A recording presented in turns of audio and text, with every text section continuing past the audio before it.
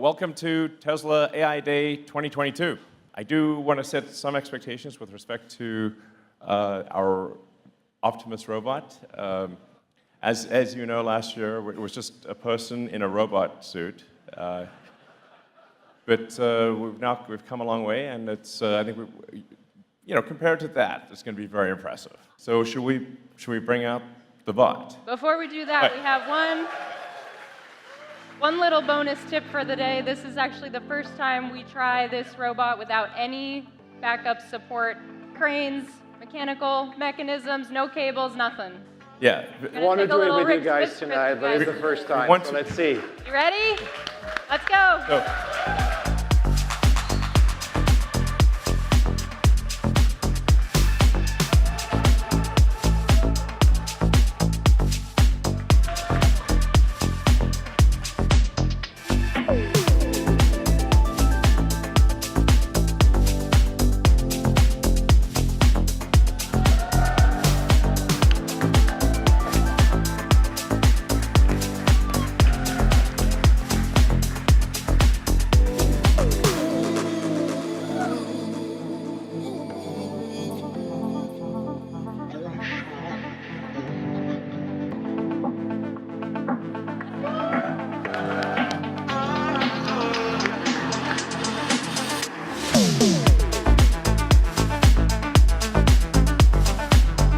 I think the bot got some moves too.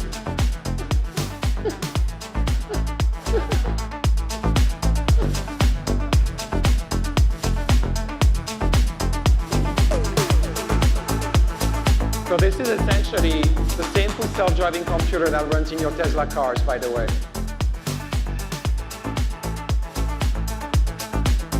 This is literally the first time the robot has operated without a tether. Was on stage tonight.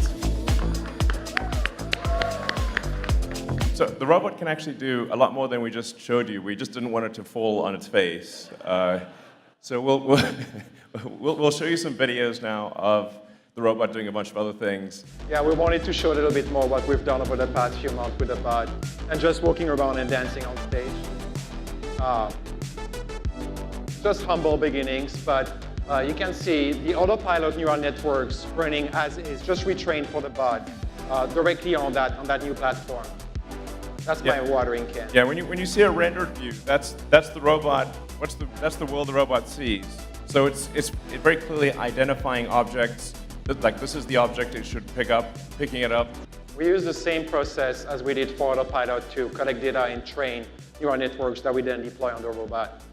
That's an example that illustrates the upper body a little bit more. What you saw was what we call Bumble C. That's our sort of rough development robot using semi-off-the-shelf actuators.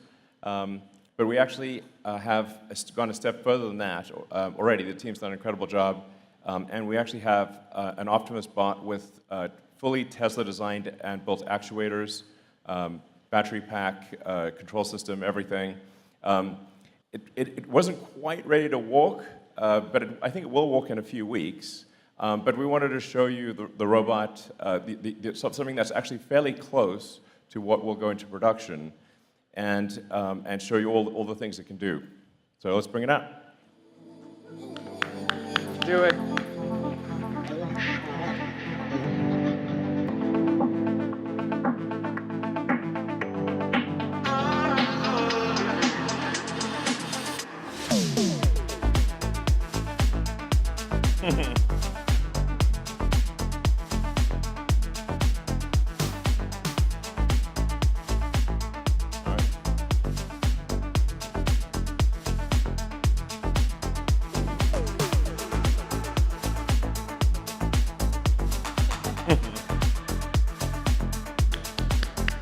With the degrees of freedom that we expect to have in Optimus Production Unit 1, which is the ability to move all the fingers independently, to have the thumb have 2 degrees of freedom, so it has opposable thumbs, and both left and right hand, so it's able to operate tools and do useful things. Our goal is to make a useful humanoid robot as quickly as possible. The Optimus is designed to be an extremely capable robot, but made in very high volume, probably ultimately millions of units, and it is expected to cost much less than a car.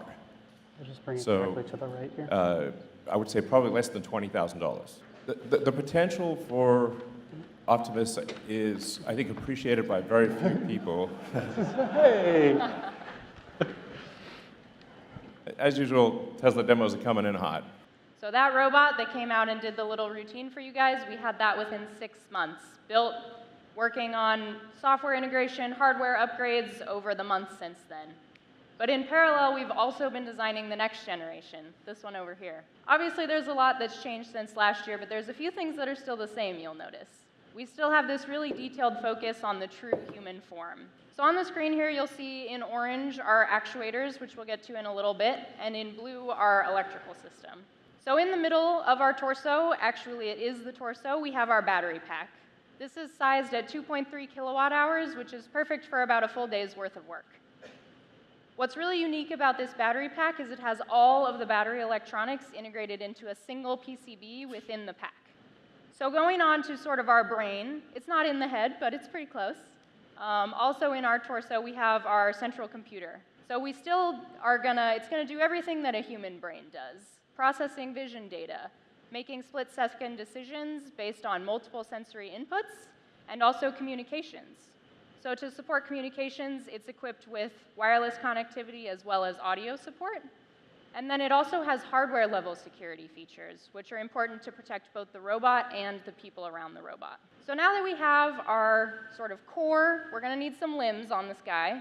And we'd love to show you a little bit about our actuators and our fully functional hands as well. So there are many similarities between a car and the robot when it comes to powertrain design. The most important thing that matters here is energy, mass, and cost. In the particular case, you see a car with 2 drive units. And the drive units are used in order to accelerate the car 0 to 60 miles per hour time or drive a city drive cycle. While the robot that has 28 actuators, it's not obvious what are the tasks at actuator level. So we have tasks that are higher level, like walking or climbing stairs or carrying a heavy object, which need to be translated into joint specs. The rotary actuator in particular has a mechanical clutch integrated on the high-speed side, angular contact ball bearing, and on the high-speed side, and on the low-speed side, a cross-roller bearing, and the gear train is a strain wave gear. There are 3 integrated sensors here and a bespoke permanent magnet machine. So our actuator is able to lift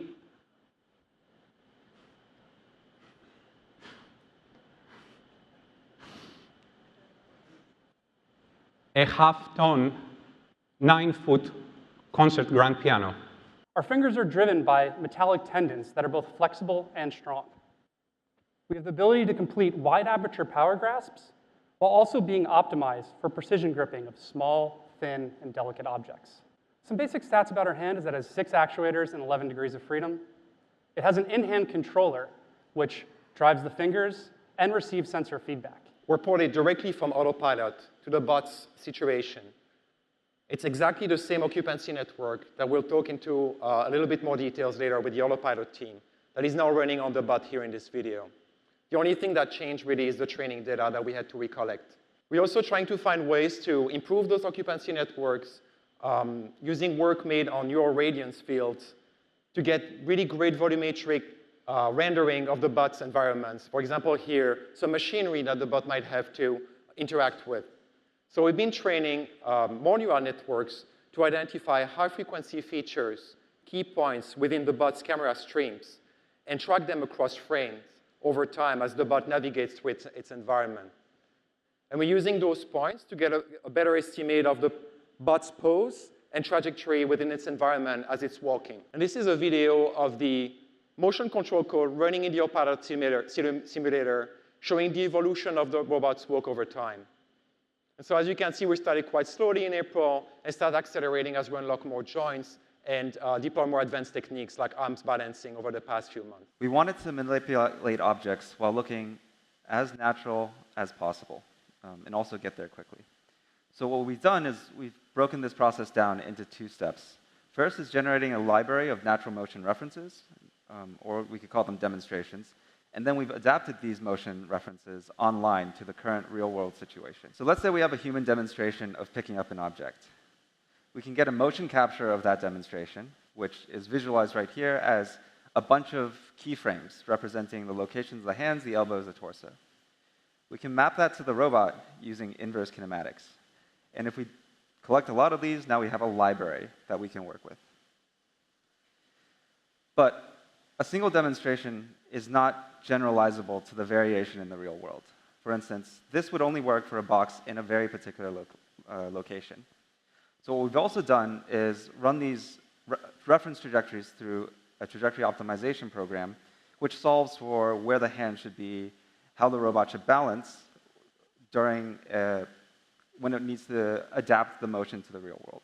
So for instance, if the box is in this location, then our optimizer will create this trajectory instead. I think the first thing within the next few weeks is to get Optimus at least at par with Bumblebee, the other bot prototype you saw earlier, and probably beyond. We're also going to start focusing on the real use case at one of our factories and make this product a reality and change the entire economy. All of this was done in barely 6 or 8 months. Thank you very much.